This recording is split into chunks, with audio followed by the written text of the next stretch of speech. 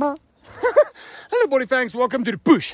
Guys, can you feel the cool breeze against your gefreet over here? Yeah, it is so nice when you walk through the bushes and the wind are blowing through your groot hare. Yeah, that's a little bit weird. Fresh air. Yeah, something blew in this direction. It doesn't smell too lekker. Soos 'n dooie rot of something.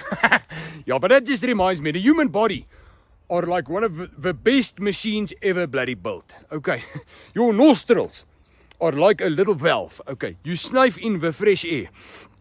There's it again.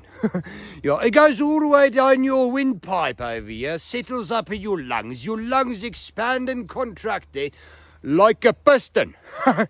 And then, vrienden, yeah, the wind moves a little bit further if it gets stuck. It goes through your intestines and then gets to your bottom valve. Yeah, and it doesn't matter if you build up compression. Okay, some guys build up heavy compression, okay, and then they pass wind. Yeah, the more compression and the tighter the ballon knoopie, the weirder the sound. Yeah. Yes, I can strong praat. If you need to know anything about air compressors, okay, you need to speak to the right guys. You need to speak to Debon Air. These guys know everything about air compressors. Ja, hulle sit weer lig in jou pype.